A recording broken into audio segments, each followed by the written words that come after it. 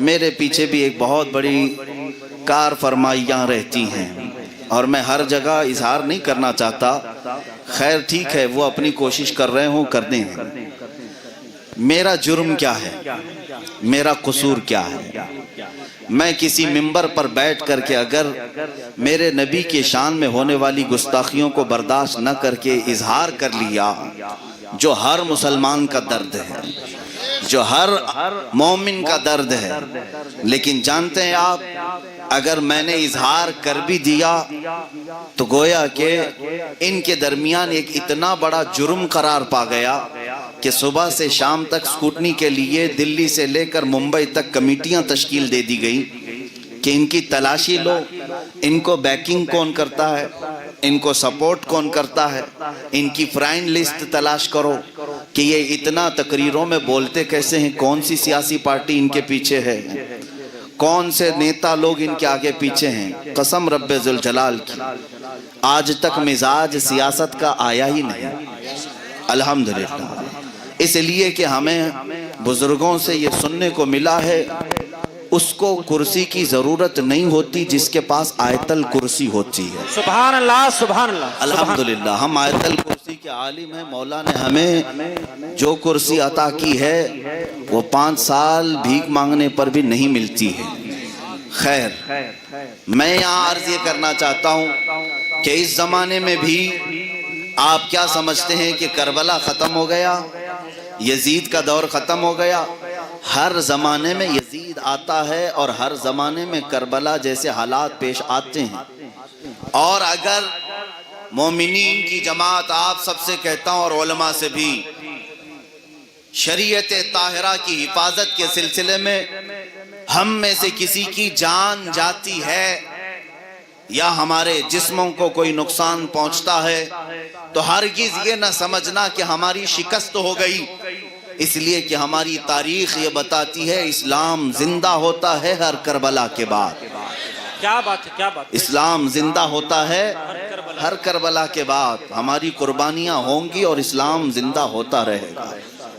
मैं बात ये अर्ज कर रहा था, ताकत व कुव्वत के नशे में चूर मुझ जैसे एक कमतर आदमी के लिए बड़ी बड़ी कमेटियां तश्कील देकर स्कूटनी पर लगा दी जाएं, इनकी तहकीक करो, बैकिंग कौन करता है, सपोर्ट कौन करता है। मेरे अजीजों, एक फ़ख्र की बात मैं ये अर्ज़ करूं, जिन लोगों ने मुझे मैसेज दिया था, मैं उनसे ये कहा कि जाकर उन तमाम तहकीकात करने वालों से कह दें, उनकी नाक ज़मीन पर रगड़ जाएगी, ज़िंदगी गुजर जाएगी, उन्हें ये पता न चल सकेगा कि बैकिंग करता कौन है। सुभान अल्लाह, सुभान सुभान, सपोर्ट करता कौन है। हाँ, तुम तहकीक कर लेना, ये मेरा चैलेंज है, ये मेरा दावा है।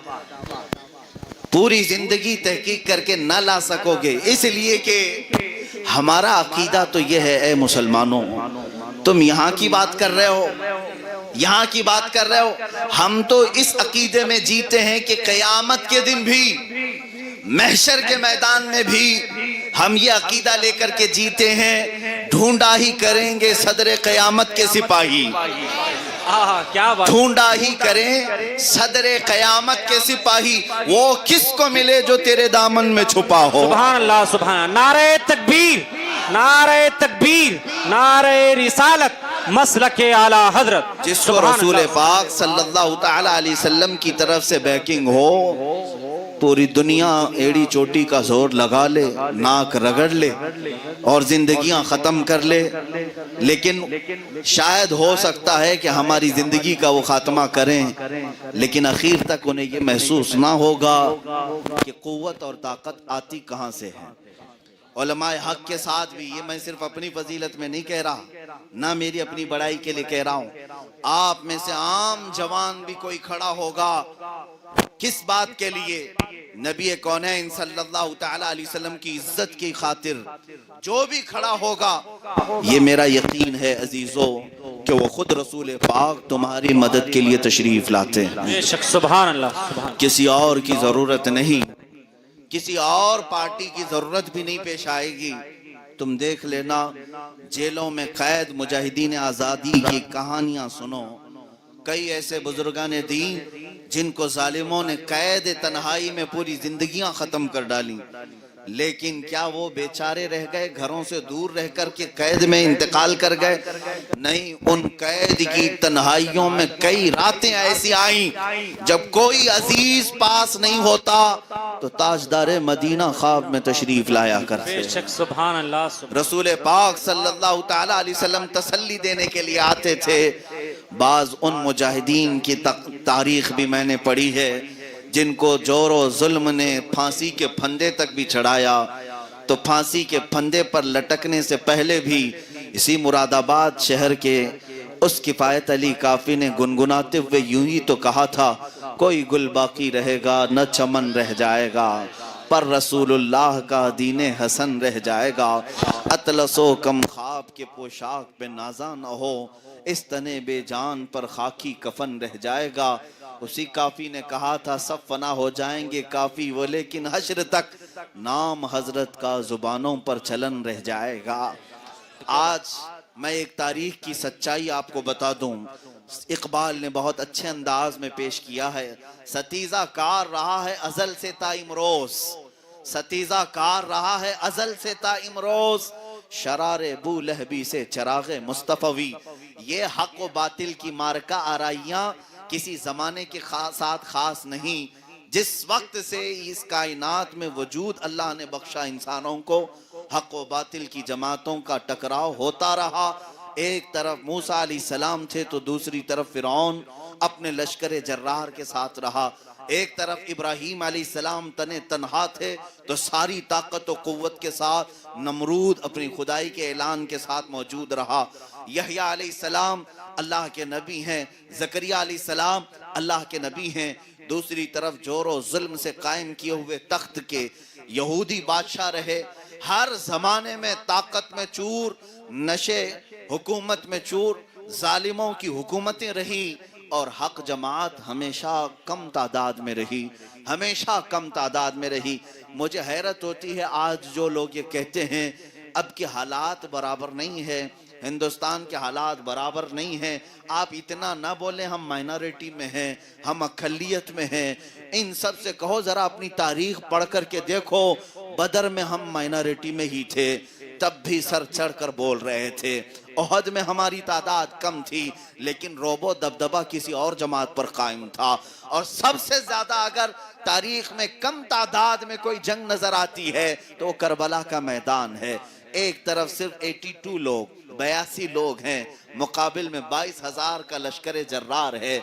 लेकिन 82 लोगों में से एक जवान बच्चा भी ऐसा नहीं जो ये कहता हो कि हालात खराब हैं, हुकूमत और तख्त उनके पास है, सियासत और इक्तिदार यजीद के पास है, मसलहत का रास्ता देख लेना चाहिए, हमारे भी बीवी बच्चे हैं, बाल बच्चे हैं, कोई तीसरा रास्ता निकाल लेना चाहिए। बल्कि हुसैन आजम के साथ हर जवान ये पुकार कर कहता था, हमारे खून का आखिरी कतरा भी इसी करबला के मैदान में बहेगा। हम निकले हैं तख्त तो ताज हासिल करने के लिए नहीं, शरीयत मुस्तफा की हिफाजत के लिए निकले हैं। अजीजान गिरामी वक़ार, आज मैं हिंदुस्तान के जवान मुसलमानों से यही कहूंगा, जिसके सीने में ये तमन्ना हो कि मुझे मेरे आका सल्लल्लाहु अलैहि वसल्लम का दीन प्यारा है, और वो ये ना समझे कि मुझे एक से क्या हो सकता है, मेरे एक से क्या हो सकता है, तुम्हें मालूम नहीं ये तादाद का करिश्मा नहीं है। अल्लाह की तरफ से हमेशा हक जमात की मदद होती है, चाहे वो तादाद में अक़लियत में ही क्यों ना हो। इसलिए कि बद्र का मैदान भी हमें यही बताता है, करबला का मैदान भी हमें यही बताता है। बद्र के मैदान में क्या हुआ था जानते हैं आप? 313 निहत्थे सहाबा थे जिनके पैरों में जूतियां भी नहीं है, चप्पल पहनने के लिए नहीं। अक्सर सहाबा के हाथ में तलवारें नहीं हैं। कुछ सहाबा तो वो हैं जो खजूर की सूखी हुई लकड़ियों से लड़ने के लिए आ गए थे। और सामने कौन लोग थे? एक अजीम लश्कर जिसमें बड़े बड़े सरदारान कुरैश, और रात में उनको यकीन ऐसा था अपनी ताकत पर कि तबले बज रहे थे, ढोल बजाए जा रहे थे, रक्कासाओं से गीत सुनाए जा रहे थे, पूरा मैदान बद्र उनके ढोलों की आवाज से, शोर से भरा हुआ था। कुफार ये समझ रहे थे कि कल हमारी फतह है। 1000 से ज्यादा की तादाद, कई ऊंट तो वो ज़बह करके खाने के लिए पकाए हुए थे, हांडियां चढ़ी हुई थी, सारा नशा उनके पास था। और रसूल पाक सल्लल्लाहु अलैहि वसल्लम के साथ जो सहाबा हैं, उनमें से सहाबा की हालत ऐसी है, एक खजूर किसी के पास है तो 4 लोग एक खजूर को चूस कर अपना पेट भर रहे हैं। उसके बावजूद तवक्कुल और यकीन की ताकत ये है। मेरे मुस्तफ़ा ने सिर्फ लकड़ी का इशारा करके बताया कि घबराना नहीं, यहाँ फलां सरदारे कुरैश गिर के मरेगा, यहाँ अबू जहल गिर के मरेगा। मेरे आका की सिर्फ बशारतें थी, हुजूर ने सिर्फ फरमा दिया था और सहाबा का यकीन ऐसा था। फरमाते हैं बद्र की रात हम इतने आराम से सोए जितना मदीने में कभी रातों में हम सोया नहीं करते थे। जंग के मैदान में सामने लश्करे जर्रार अपनी फतह के तबले बजा रहा है, ताकत के नशे में धुन है, लेकिन सहाबा का यकीन ये बता रहा है अल्लाह की मदद हमारे साथ आने वाली है, फतह और नुसरत रसूल पाक के दीवानों को मिलने वाली है।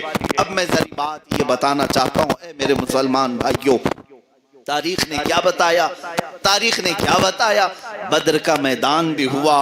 इन निहत्ते सहाबा के लिए अल्लाह ने 5000 फरिश्तों को उतारा, मैदान बद्र में उतारा, फतह मुबीन से हमकनार हुए। मुझे बताओ वो तारीख के झरोकों में कहाँ खो गए जो सरदाराने कुरैश थे, बड़े बड़े पहलवान थे, उनके पास ताकत, तख्त, नशा, दौलत सब कुछ था, सब खो गए। तारीख के धारों में उनको तलाश करोगे तो निशान तक ना मिलेंगे। लेकिन मेरे आका के इन दीवानों के तस्करे आज भी हमारे मजमों में मिलते हैं। बद्र के शोहदा आज भी हमारे दरमियान जिंदा हैं। यही तारीख ने करबला के मैदान में भी बताया।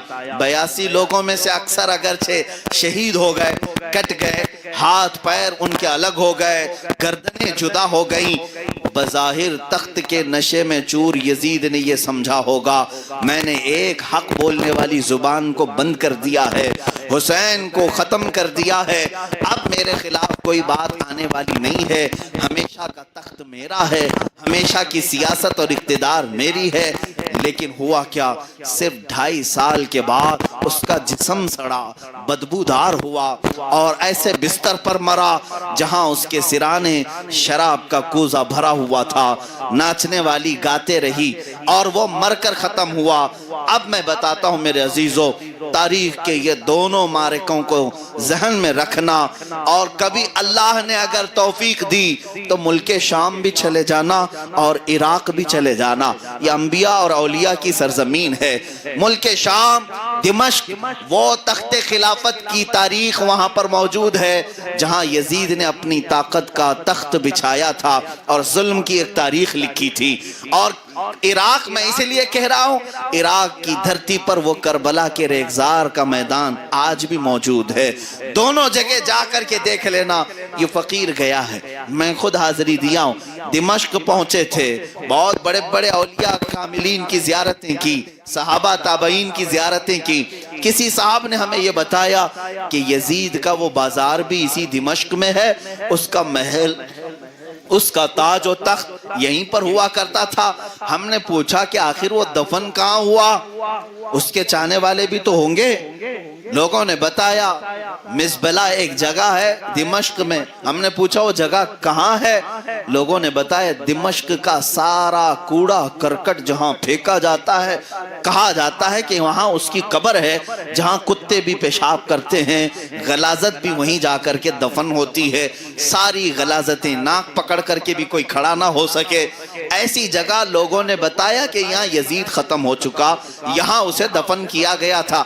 हम जियारत की गरज से नहीं गए, इबरत को देखना था। अजीजा ने गिरामी, फिर हमने तारीख के झरोकों को पलटा, इराक की सरजमीन पर भी आए, करबला भी हम गए और पूछा वो मैदान कहाँ है जहाँ आले रसूल का खून बहाया गया था, जहाँ उनके जिस्मों के ऊपर घोड़े दौड़ाए गए थे, उनके टुकड़ों को तब्दील कर दिया गया था। लेकिन लेकिन देखा मेरे अजीजों, पूरे करबला में वो कोई मैदान नजर नहीं आता है, कोई मैदान नहीं, बल्कि उसी मैदान में आलीशान रोबो दबदबा कायम किए हुए रोज़ा हुसैन नजर आता है।